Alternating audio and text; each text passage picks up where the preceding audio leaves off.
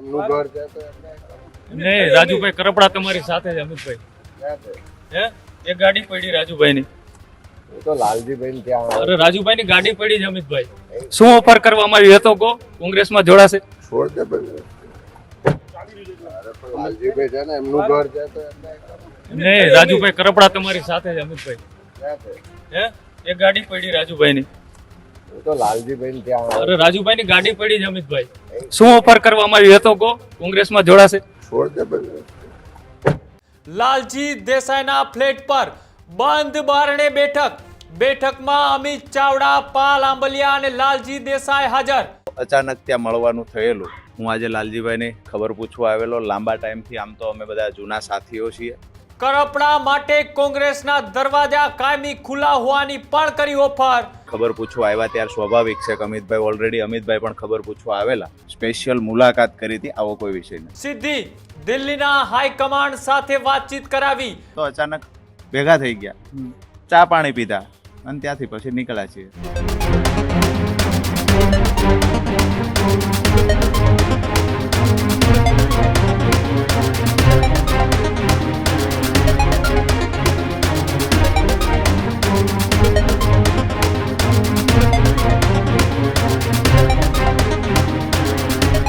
રાજુ કરપડાને લઈ સૌથી મોટા સમાચાર સામે આવી રહ્યા છે. રાજુ કરપડાનો બેઠક પોલિટિક્સનો દોર વધ્યો. અમદાવાદમાં કોંગ્રેસ હાઈકમાન્ડે કરપડા સાથે કરી બેઠક. લાલજી દેસાઈના ફ્લેટ પર બંધ બારણે બેઠકમાં અમિત ચાવડા, પાલ આંબલિયા અને લાલજી દેસાઈ હાજર. કરપડાને 27ની ટિકિટ આપવાની કોંગ્રેસે કરી ઓફર. સાથે દિલ્હીના હાઈકમાન્ડ સાથે કરપડાની ચાવડાએ કરાવી વાતનો પણ ક્યાંક ને ક્યાંક સૂત્રો દ્વારા દાવો કરવામાં આવ્યો છે. કરપડા માટે કોંગ્રેસના દરવાજા કાયમી ખુલ્લા હોવાની પણ કરી ઓફર. રાજુ કરપડા ગમે ત્યારે રાજકીય સ્ટેન્ડ કરશે નક્કી. 23 તારીખની સભા પછી રાજુ કરપડા કરી શકે છે મોટી જાહેરાત. જે આજે રાજુ કરપડા એક બાદ એક બેઠકોનો દોર છે તે કરી રહ્યા છે. અને અમદાવાદની અંદર લાલજી દેસાઈના ફ્લેટ ખાતે કોંગ્રેસના દિગ્ગજ નેતા સાથે રાજુ કરપડાની બંધ બારણે બેઠકમાં અમિત ચાવડા, પાલ આંબલિયા અને લાલજી દેસાઈ બેઠકની અંદર હાજર. લગભગ 3 કલાક જેટલા સમય સુધી આ બંધ બારણે બેઠક છે તે ચાલી હતી. આ બેઠકમાં અમિત ચાવડા ખુદ હાજર હતા અને ચર્ચા એવી છે કે રાજુ કરપડાની અમિત ચાવડાએ સીધી દિલ્હીના હાઈકમાન્ડ સાથે વાતચીત કરાવી અને 27ની ચૂંટણીમાં ટિકિટ આપવાની પણ ઓફર કરી. અમિત ચાવડાએ આ ફ્લેટની બહાર નીકળતા શું કહ્યું આવો તે પણ જોઈએ. લાલજીભાઈ છે ને એમનું ઘર છે તો નહીં, રાજુભાઈ કરપડા તમારી સાથે જ અમિતભાઈ. હે એક ગાડી પડી રાજુભાઈ ની. તો લાલજીભાઈ ત્યાં અરે રાજુભાઈ ની ગાડી પડી છે અમિતભાઈ. શું ઓફર કરવામાં આવી હતો? કો કોંગ્રેસમાં જોડાશે? છોડ દે ભાઈ. લાલજીભાઈ છે ને એમનું ઘર છે તો નહીં, રાજુભાઈ કરપડા તમારી સાથે જ અમિતભાઈ. હે એક ગાડી પડી રાજુભાઈ ની. તો લાલજીભાઈ ત્યાં અરે રાજુભાઈ ની ગાડી પડી છે અમિતભાઈ. શું ઓફર કરવામાં આવી હતો? કો કોંગ્રેસમાં જોડાશે? છોડ દે ભાઈ. જે રીતના અમિત ચાવડા સૌથી પહેલા આ ફ્લેટમાંથી બહાર નીકળ્યા, તેમને એક રદિયો આપી દીધો કે હું તો અહીંયા લાલજી દેસાઈની ખબર અંતર પૂછવા માટે આવ્યો હતો. પણ જે રીતના જે સૂત્રો પાસેથી માહિતી મળી રહી છે કે બપોરના 4 વાગ્યાથી અમિત ચાવડા એ આ ફ્લેટની અંદર હતા અને ત્યારબાદ રાજુ કરપડા છે તેઓ અહીંયા મુલાકાત માટે પહોંચ્યા હતા. બંધ બારણે જે બેઠક ચાલી રહી હતી તે રાતના લગભગ 7:45 વાગ્યે અમિત ચાવડા છે તે સૌથી પહેલા આ ફ્લેટમાંથી બહાર આવે છે. તેમની સાથે લાલજી દેસાઈ હોય છે અને રાજુ કરપડા સાથે બેઠક અંદર ચાલી રહી હતી. અને અમિત ચાવડા જ્યારે બહાર આવ્યા ત્યારે આ મામલે કંઈ પણ વસ્તુ બોલવાનો તેઓએ ઇનકાર કર્યો. અને ત્યારબાદ જ્યારે રાજુ કરપડાએ ફ્લેટમાંથી પાલ આંબલિયા, લાલજી દેસાઈ ત્રણેય એક સાથે એ ફ્લેટમાંથી બહાર આવ્યા ત્યારે રાજુ કરપડાએ આ બેઠકને લઈ શું કહ્યું આવો તે પણ સાંભળીએ. રાજુભાઈ આમ આદમી પાર્ટી છોડ્યા પછી એક બાદ એક બેઠકો થઈ રહી છે. આજે અમિત ચાવડા સાથે લાલજીભાઈના મકાનમાં અંદર ફ્લેટમાં બેઠક. શું કારણ બેઠકનું? લાલજીભાઈની તબિયત નાદુરસ્ત હતી, જેના કારણે હું આજે લાલજીભાઈની ખબર પૂછવા આવેલો. લાંબા ટાઈમથી આમ તો અમે બધા જૂના સાથીઓ છીએ, ઘણી વખત આંદોલનોમાં મળતા હોય, ખેડૂત આંદોલનોમાં સાથે રહેલા છીએ. એટલે હું પાલભાઈ લાલજીભાઈને ખબર પૂછવા આવ્યા ત્યારે સ્વાભાવિક છે કે અમિતભાઈ પણ ખબર પૂછવા આવેલા, તો અચાનક ત્યાં મળવાનું થયેલું.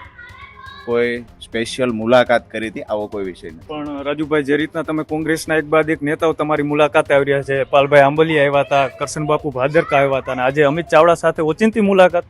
સ્વાભાવિક છે કે લાલજીભાઈ અમારા જૂના સાથી મિત્ર છે. જ્યારે હું ખેડૂત આંદોલન કરતો ત્યારે ત્યાં મદદ કરવા માટે લાલજીભાઈ, પાલભાઈ એ બધા સુરેન્દ્રનગર પણ આવતા હતા. તો આજે જ્યારે હું અમદાવાદ આવ્યો, મને ખબર પડી લાલજીભાઈની તબિયત નાદુરસ્ત છે, તો ખબર અંતર પૂછવા આવેલો. અને એ સમયે અચાનક અમિતભાઈ પણ ખબર પૂછવા આવ્યા હશે એવું હું માનું છું. તો અચાનક ભેગા થઈ ગયા, ચા પાણી પીધા અને ત્યાંથી પછી નીકળ્યા છીએ. જૂના સાથી છે, બીજો કોઈ વિષય નથી. લગભગ તમે 4 વાગ્યાથી અહીંયા મુલાકાત માટે આવ્યા હોય એવી વાત મળી હતી. કેટલા વાગે આવ્યા હતા મુલાકાત માટે? નહીં, જસ્ટ હું લગભગ કલાક 1.5 કલાક પહેલા આવ્યો. અમિતભાઈ હતા ત્યાં સુધી સ્વાભાવિક છે કે અમારી અમુક વાતો ન થઈ શકે. એમની જે પાર્ટીની એમને વાતો કરવાની હતી એ વાતો પૂરી થઈ. ત્યાર પછી હું લાલજીભાઈને બેઠા, પાલભાઈને બેઠા, જૂની બધી વાતોને વાગોળી. જ્યારે અમે ખેડૂત આંદોલનો કરતા હતા એ વાતોને વાગોળી, ચા પાણી થયા. કલાક 1.5 કલાક ચર્ચાઓ. ઓચિંતી મુલાકાતની અંદર શું ઓફર મળી કઈ કોંગ્રેસ તરફથી જોઈન થવાની? નહીં, ઓફરની કોઈ વાત નથી. સ્વાભાવિક છે કે આમંત્રણ, દીકરી યુવાન થાય તો માંગુ કોઈ ન ખાવે. આમંત્રણ આપ્યું કોંગ્રેસમાં આવવાનું અમિત ચાવડા. એ તો સ્વાભાવિક છે કે ભાઈ સંઘર્ષની લડાઈ છે, બધા સાથે મળીને લડીએ, આવી વાત તો સ્વાભાવિક છે કે થાય. પણ મૂળ વાત એ છે કે અચાનક અહીંયા ભેગા થઈ ગયા હતા. અચ્છા, આગામી દિવસોમાં તમે એક ખેડૂત ક્રાંતિ મહાસંમેલન ખેડૂતો તમારા સમર્થનની અંદર કરી રહ્યા છે, એ પેલા કોઈ પાર્ટીમાં જોડાવાનો પ્લાન કે પછી ત્યાંથી જ રણનીતિ નક્કી કરવામાં આવશે? નહીં, ત્યાં મૂળી અને થાન વચ્ચે ગઢાદ ગામે ખેડૂતો દ્વારા આયોજન એક કરવામાં આવી રહ્યું છે કિસાન ક્રાંતિ સંમેલનનું, જેમાં ખેડૂતો મારા સમર્થનમાં ત્યાં સંમેલન કરી રહ્યા છે. આગામી દિવસોમાં પણ મેં પહેલા પણ કહ્યું હતું કે બિન રાજકીય રીતે ખેડૂતો સાથે મિટિંગો થતી રહે છે.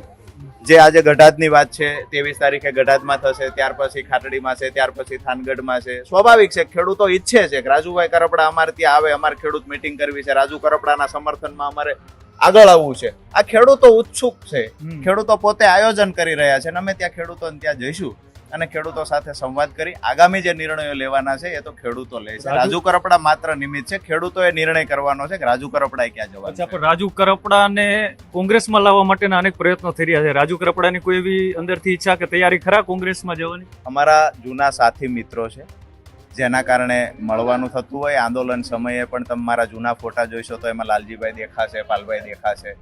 તો આજે સ્વાભાવિક છે ખબર અંતર પૂછવા આવેલા, ઘણા સમય પછી સમય મળ્યો તો મળવાનો, તો આજે બાને મળ્યા. રાજીનામા પછી આવી મુલાકાતો હોય, ઓચિંતી મુલાકાતોની અંદર પણ કંઈક ને કંઈક ઓફરો અથવા ચર્ચાઓ થતી હોય છે રાજુભાઈ. પાર્ટીમાં કામ કરતા ત્યારે મળવાનો ક્યાં ટાઈમ મળતો હતો?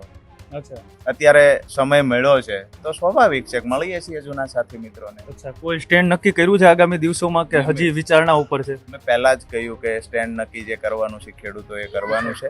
રાજુ કરપડા અને ખેડૂતો સ્વતંત્ર છે, કોઈ પાર્ટીની પ્રોપર્ટી નથી ખેડૂતો, નથી રાજુ કરપડા. અચ્છા, કેટલી વખત મુલાકાત થઈ તમારી ને અમિત ચાવડા અને કોંગ્રેસના પાલ આંબલિયા અને લાલજી દેસાઈ વચ્ચે? અમે ત્યાં ઘરે અચાનક મળી ગયા લાલજીભાઈ ત્યાં, સ્વાભાવિક છે. એટલે ચર્ચાઓ, ઔપચારિક ચર્ચાઓ થઈ હોય, જૂની વાતોને વાગોળી છે, બાકી કાંઈ નથી. બિલકુલ.